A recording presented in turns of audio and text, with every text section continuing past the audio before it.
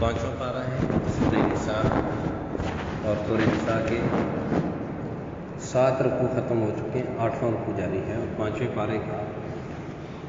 4 رکوع ختم ہو چکے، 5واں رکوع جاری ہے پانچویں پارے کا، اور آیت نمبر ہے 51 سورہ نساء کی آیت نمبر 51۔ اعوذ باللہ من الشیطان الرجیم، بسم اللہ الرحمن الرحیم۔ الم تر الی الذین اوتوا نصیبا من الکتاب یؤمنون بالجبت والطاغوت ویقولون للذین كفروا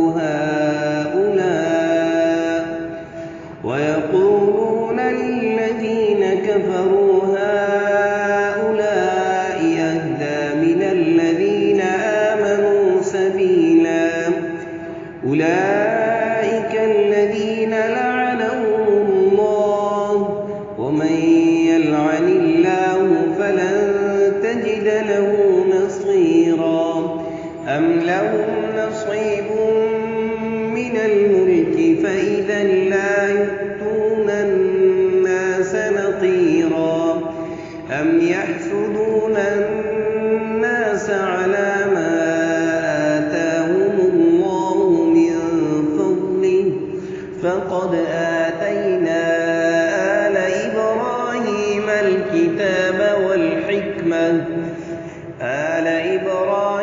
الكتاب والحكمة وآتيناهم ملكا عظيما، فمنهم من آمن به ومنهم من صد عنه، وكفى بجهنم سعيرا۔ صدق اللہ العظیم۔ الم تر الی الذین اوتوا، کیا آپ نے نہیں دیکھا ان لوگوں کو جن کو دیا گیا، ملا جن کو نصیبا من الکتاب، کتاب کا کچھ حصہ، یعنی یہود، یؤمنون بالجبت والطاغوت، جو مانتے ہیں بتوں کو اور شیطان کو،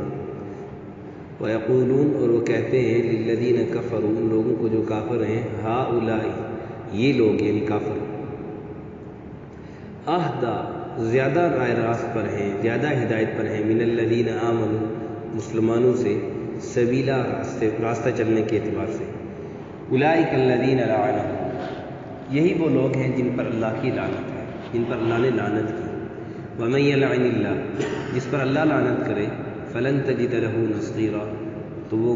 نہیں پائے گا تو اس کا کوئی مددگار، ان دنیا دیکھے گی کہ پھر اس کی ہیلپ کرنے والا، اس کی مدد کرنے والا کوئی نہیں ہوگا۔ ام لہم نصیب من الملک، کیا ان کو کچھ حصہ ملا ہے سلطنت میں سے، یعنی اللہ کی بادشاہی میں سے، فَإِذًا لَا يُؤْتُونَ النَّاسَ نَقِيرًا، پھر تو یہ نہ دیں گے فقیروں کو، لوگوں کو، نقیرہ، ایک تل برابر، نقد تل کو کہتے ہیں نقیر۔ ام یحسدون الناس، یا یہ حسد کرتے ہیں لوگوں سے، علی ما آتاہم اللہ من فضل، اس پر جو اللہ نے ان کو اپنے فضل سے دیا ہے، فقد آتینا آل ابراہیم الکتاب، سو ہم نے دی ابراہیم علیہ السلام کے خاندان میں کتاب،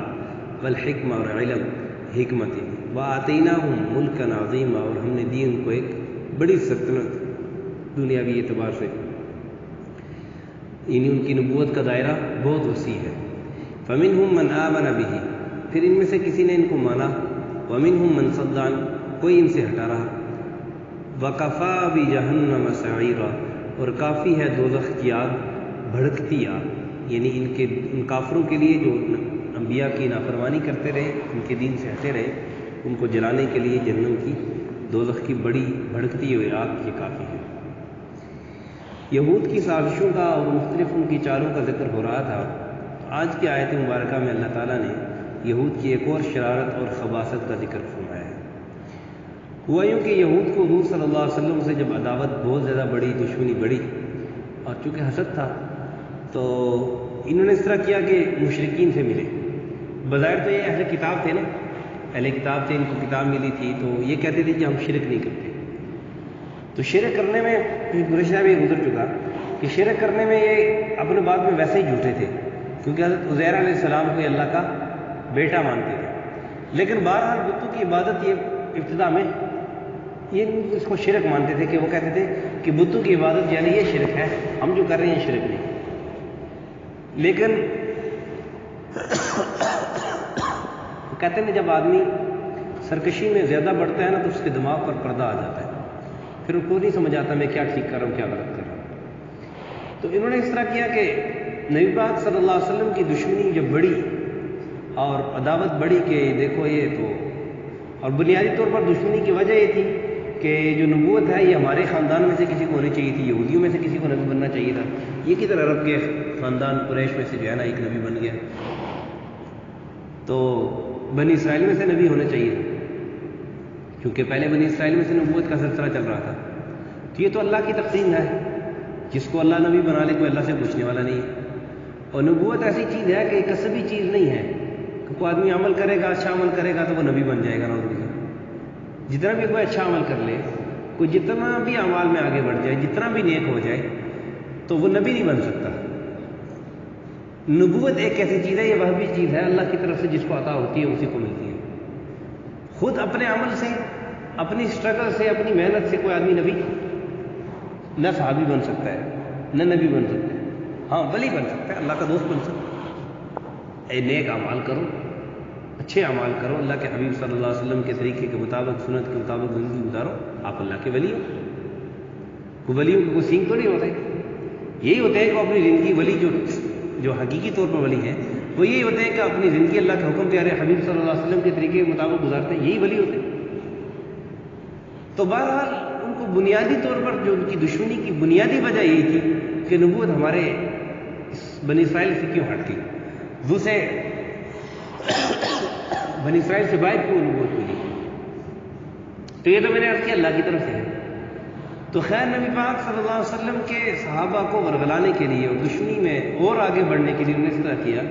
کہ بتوں کی عبادت شروع کر دی،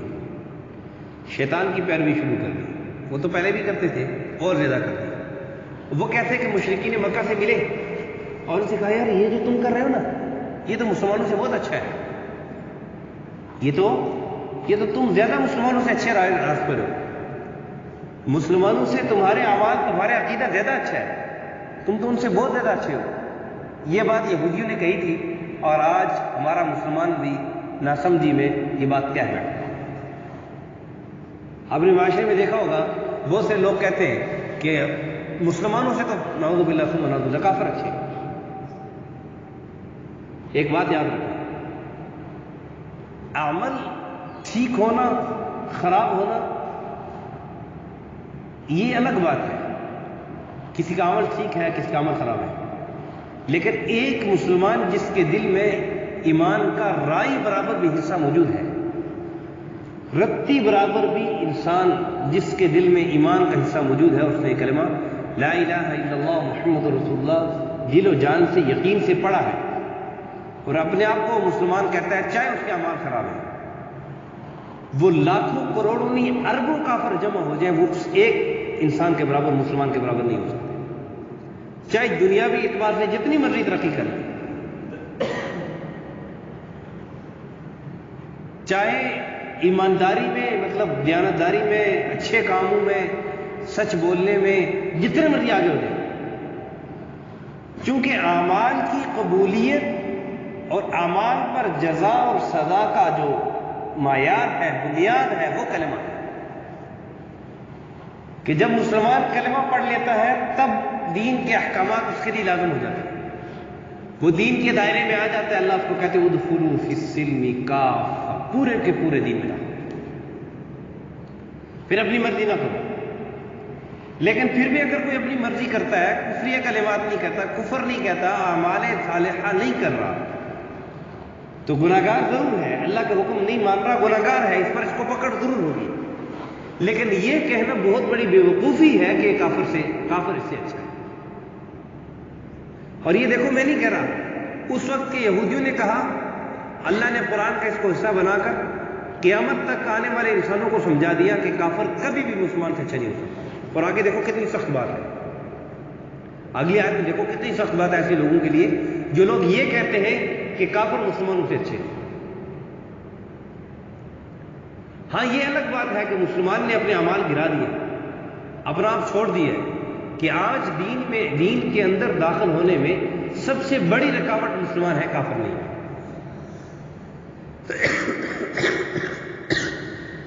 ایک جگہ ایک واقعہ پڑھ رہا تھا میں، اس میں انہوں نے لکھا کہ ایک جوڑا کسی ملک میں مسلمان ہوا اور انہوں نے گوگل پہ سرچ کیا کہ کہیں ایسی جگہ ہو جہاں پر ہم دین پر اچھے طریقے سے عمل کر سکیں، آسانی ہو ہمارے لیے، تو ان کو اسلام آباد نظر آیا۔ انہوں نے کہا ہاں یہ جو ہے نا یہاں پر اسلام زیادہ آباد ہوگا، لہذا یہاں پر جو ہے نا وہ جا کر رہے۔ جو بھی کارروائی قانونی طریقہ ہوتا ہے وہ انہوں نے کیا اور پاکستان آئے اور اسلام آباد میں گھر لیا، وہاں سے اپنی پراپرٹی چوپٹی جو بھی کچھ بیچا، تقریباً ایک ہفتہ یہاں پر رہے اور واپس چلے گئے۔ کہا یہاں پہ تو صرف نام اسلام آباد کا ہے، کام تو اسلام برباد ہونے والا ہے۔ تو سب سے بڑی رکاوٹ مسلمان ہی ہے، یہ الگ بات ہے۔ مسلمان کے اعمال ٹھیک نہیں ہے، یہ الگ بات ہے، اور یہ بات بالکل مسلم و مصدقہ ہے کہ مسلمانوں والے جو اچھی صفات تھے وہ کافروں کے اندر آگے، اس لیے وہ دنیا کے اندر ترقی کر رہے ہیں۔ یہ بات اپنی جگہ مصدقہ ہے کہ سچ بولنا، امانت داری، دیانت داری، یہ تو مسلمان کا کام تھا۔ مسلمان کو احساس دیا جاتا ہے کہ جھوٹ ہلاکت ہے، سچ نجات، یہ درس تو مسلمان کو دیا گیا۔ امانت داری کا درس تو مسلمان کو دیا گیا، دیانت داری کا درس مسلمان کو دیا گیا، لیکن مسلمان نے اپنے اعمال چھوڑ دیے، ہٹ گیا اپنے اعمال سے، اس وجہ سے یہ دنیا کے اندر ذلیل ہو رہا ہے۔ لیکن ان سب کے باوجود بھی کوئی یہ کہے کہ مسلمانوں سے کافر اچھے ہیں تو یہ بالکل حقیقت سے غلط بات ہے، حقیقت سے ہٹی ہوئی بات ہے۔ کہ میں نے عرض کیا کہ ایک مسلمان جس کے دل کے اندر رائی برابر بھی ایمان موجود ہے، وہ ہزاروں لاکھوں نہیں کروڑوں اربوں کافروں سے بہت کئی درجے میں تھے اللہ کے نزدیک۔ کہ ایک آدمی جب ایمان کی حالت میں دنیا سے رخصت ہوا، اعمال اگر نہیں تھے، گناہ کیے، نافرمانیاں کی، تو حدیث میں آتا ہے جس کا مفہوم ہے اعمال کی سزا بھگت کر جنت میں ضرور جائے گا، کافر کے لیے جو بغیر ایمان کی مرض کے لیے نہیں ہے، وہ ہمیشہ جہنم میں جائے گا۔ اس لیے معاشرے میں مسلمانوں کی زبان پر یہ الفاظ آ گئے، اور ان الفاظ کے متعلق آگے اللہ کیا فرما رہے ہیں خود سن لیں۔ یہ نہ کہنا خطیب صاحب نے، مولوی صاحب نے فتویٰ لگا دیا، یہ دیکھیں اللہ کیا کہہ رہے ہیں۔ یہ قرآن کا حصہ ہے، اور یہ کوئی خطیب صاحب کی بنائی ہوئی کتاب نہیں ہے، مولوی صاحب کی بنائی ہوئی کتاب نہیں ہے، یہ اللہ کی کتاب ہے۔ کسی کتاب ہے؟ اللہ کی کتاب۔ اللہ کیا فرما رہے ہیں؟ اولئک الذین لعنہم، یہ وہ لوگ ہیں جو یہ کہتے ہیں کہ کافر مسلمانوں سے اچھے ہیں، ان پر اللہ کی لعنت، ان پر اللہ کی لعنت، اللہ لعنت برساتا ہے۔ میں صاف صاف منع کر رہا ہوں۔ بہت سارے لوگ یہ کہتے ہیں کہ جی دیکھو جی اس کا معنی یہ نہیں کرنا چاہیے لعنت ہو رہی ہے، ایک اور معنی بگاڑ کرنا چاہیے۔ جب اللہ فرما رہے، اللہ سے پوچھنے والا ہے، اللہ کی پھٹکار ہے، ناراضگی ہے ان کے لیے، ایسے لوگوں کے لیے جو کافروں کو مسلمانوں سے اچھا کریں۔ اور پھر آگے کیا کرے اللہ؟ وَمَن يَلْعَنِ اللَّهُ، جس پر اللہ کی لعنت ہو، جس پر اللہ لعنت برسائے، فَلَن تَجِدَ لَهُ نَصِيرًا، پھر آپ اس کا کوئی مددگار دنیا کے اندر نہیں پائیں گے۔ اس لیے آپ دیکھیں کہ یہودی اس وقت بھی ذلیل ہوئے، آج بھی ذلیل ہوئے، اور یہودیوں کی جو حکومت ہے وہ باقی مذاہب والے ان کے ساتھ مل کر انہوں نے جو حکومت بنائی ہوئی ہے، ورنہ تن طرح یہودیوں کی حکومت، یہودی کسی بھی جگہ پر حکومت نہیں کر سکتے جب تک باقی لوگوں کی سپورٹ ان کے ساتھ ہو۔ تو اس لیے مسلمان کو چاہیے کہ اس قسم کے الفاظ سے اپنے آپ کو بچائے کہ کافر مسلمانوں سے اچھے، کچھ بھی ہو جائے، کتنا بھی برے اعمال کیوں نہ ہو، لیکن ایمان موجود ہے، ایمان ضائع نہیں کیا، ایمان موجود ہے، دل کے اندر اللہ پر یقین، اللہ کے حبیب صلی اللہ علیہ وسلم پر ایمان موجود ہے، یقین موجود ہے، تو یہ ہزاروں اربوں کافروں سے بہت کئی درجے، کروڑوں درجے افضل ہے۔ اور پھر اللہ نے کہا کہ دیکھو ام لہم نصیب من الملک فاذا لا یؤتون الناس نقیرا، کیا ان کو کچھ بادشاہت میں حصہ ملا ہے؟ یہ سمجھتے تھے نا کہ پیغمبری اور دین کی سرداری جو ہے یہ ہماری میراث ہے اور یہ ہمیں ہی ملنا چاہیے، اس لیے عرب کے پیغمبر کی مطابقت سے یہ بہت زیادہ، میں نے جیسے پہلے عرض کیا کہ نبی پاک صلی اللہ علیہ وسلم چونکہ عرب سے تھے تو اس لیے بہت زیادہ ان سے آر کرتے تھے، دشمنی کرتے تھے اور کہتے تھے آخر حکومت اور بادشاہت ہمیں ہی ملے گی۔ وہ یہ کہتے تھے کہ دیکھو حکومت اور بادشاہت ہماری ہوگی، یہ تو نعوذ باللہ ثم نعوذ باللہ نقل کفر نواشد، یہ نبی پاک صلی اللہ علیہ وسلم کے متعلق فرماتے تھے کہ یہ تو اپنی طرف سے باتیں کر رہا ہے، آخر میں حکومت ہمیں ہی ملے گی، یہ اپنی طرف سے۔ تو اللہ کہتے ہیں کہ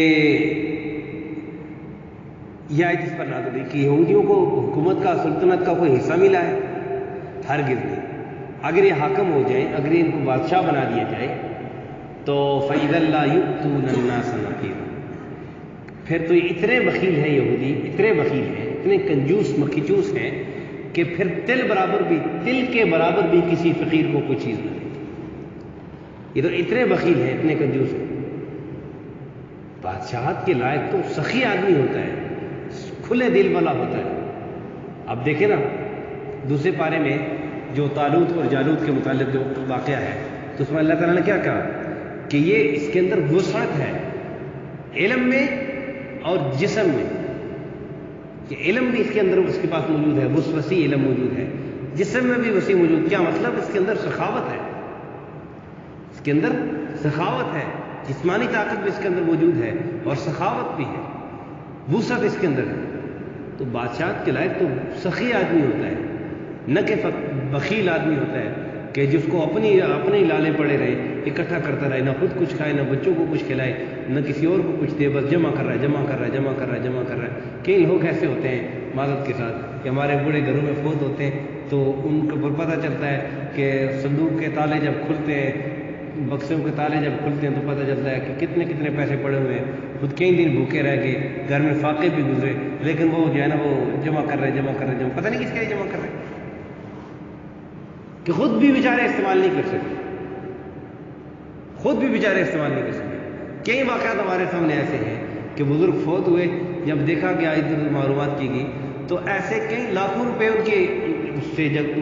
بکسے وغیرہ سے ان کی چیزوں سے ملے، لاکھوں روپے کی مالیت ملی کہ جن کو کسی بچے کو پتہ ہی نہیں،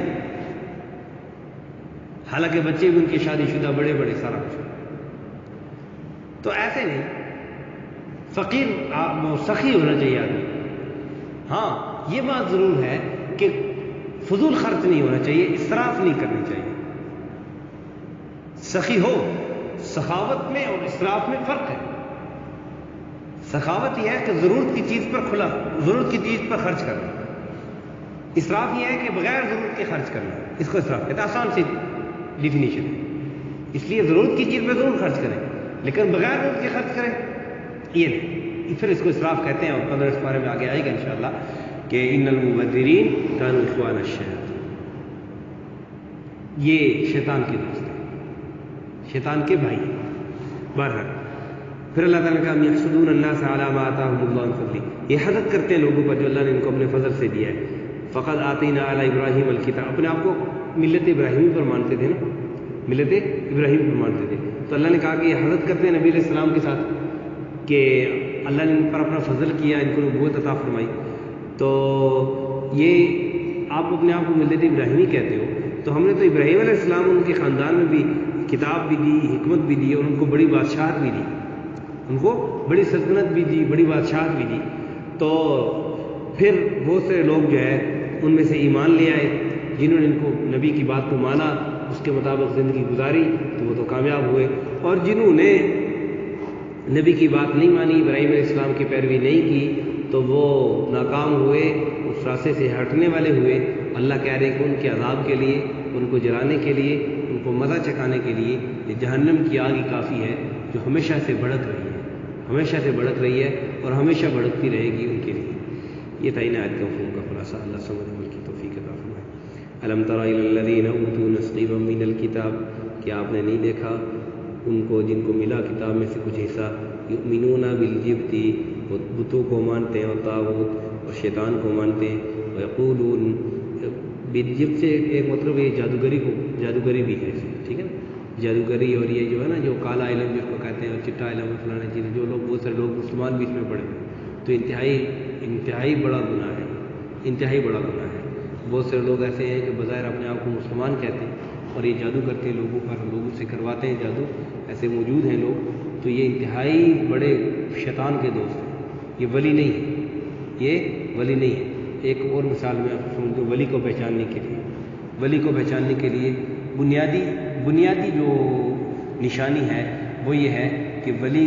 کو پہچاننا کہ واقعی اللہ کا ولی ہے یا نہیں ہے، تو اس کا ظاہر دیکھو کہ ظاہر اس کا اللہ کے حبیب صلی اللہ علیہ وسلم کے سنتوں کے مطابق ہے یا نہیں، کیونکہ دل کے اندر تو گھس کے کسی کے کوئی نہیں دیکھ سکتا نا، اس کے دل کے اندر کتنا عشق ہے، کتنا اللہ کی فرمانبرداری ہے، کتنی اللہ کی اطاعت ہے، تو اس کا ظاہر دیکھیں گے۔ مسلمان تو ظاہر کا مکلف ہے نا، تو اس کا ظاہر دیکھیں گے، اگر اس کا ظاہر اللہ واقعی 100% اللہ کے حبیب صلی اللہ علیہ وسلم کے طریقے کے مطابق ہے تو پھر تو اس کو ولی کہیں گے۔ اگر اس کے ہاتھ سے کوئی ایسی بات ظاہر ہوگی جو عام انسان نہیں کر سکتے تو اس کو کرامت کہیں گے، یہ تو بالکل ٹھیک ہے۔ لیکن اگر کہ ایک آدمی ایسا ہے کہ جو بظاہر بھی جس کا سنت کے مطابق نہیں ہے، ظاہر بھی سنت کے مطابق نہیں ہے، اور جیسے کہ آج کل بعض جگہوں پر ہے ایسے کہ چرس اور شرابیں اور فلانے مختلف قسم کے جو ہے نا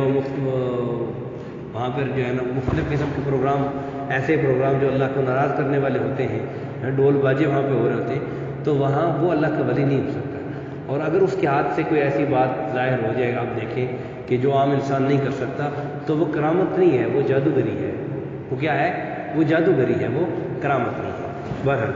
وَيَقُولُونَ، وہ کہتے ہیں، لِلَّذِينَ كَفَرُوا، کافروں کو، هَؤُلَاءِ يَهْدَىٰ، یہ لوگ یعنی کافر زیادہ راہ راست پر ہیں، مِنَ الَّذِينَ آمَنُوا، ان لوگوں سے جو ایمان لائے، سبیلا، راستے کے اعتبار سے، اولئک الذین لعنهم اللہ، یہی وہ لوگ ہیں جن پر اللہ نے لعنت کی، ومن یلعن اللہ، جس پر اللہ لعنت کرے، فلن تجد له نصیرا، آپ نہیں پائیں گے اس کا کوئی مددگار۔ ام لهم نصیب من الملک، کیا ان کو کچھ حصہ ملا ہے سلطنت میں سے، فاذا لا یؤتون الناس نقیرا، پھر تو یہ نہ دیں گے لوگوں کو ایک تل برابر بھی۔ ام یحسدون الناس علی ما آتاهم اللہ من فضلہ، یہ حسد کرتے ہیں لوگوں سے جو اس پر جو اللہ نے ان کو اپنے فضل سے دیا ہے۔ فقد آتینا آل ابراہیم الکتاب، تو ہم نے دی ابراہیم علیہ السلام کے خاندان میں کتاب، والحکمہ، اور حکمت، وآتیناہم ملکا عظیما، اور ہم ان کو دی بڑی سلطنت، فمنہم من آمن بہ، پھر ان میں سے کسی نے ان کو مانا، ومنہم من صد عنہ، کوئی ان سے ہٹا رہا، وکفی بجہنم سعیرا، اور کافی ہے دوزخ کی بھڑکتی ہوئی آگ ان کے عذاب دینے کے لیے۔ الحمدللہ رب العالمین، والعاقبۃ للمتقین، والصلاة والسلام علی اشرف الانبیاء والمرسلین، وعلی الملائکۃ المقربین، وعلی عباد اللہ الصالحین۔ اللهم إنا نسألك العفو والعافية والمعافاة الدائمة في الدين والدنيا والآخرة، والفوز بالجنة والنجاة من النار۔ اللهم لا تقتلنا بغضبك ولا تهلكنا بعذابك، وعافنا قبل ذلك۔ اللهم اشف مرضانا ومرضى المسلمين، اللهم اقض حاجاتنا عن الغيب۔ صلى الله على النبي الكريم محمد وعلى آله وصحبه۔ جزاك الله۔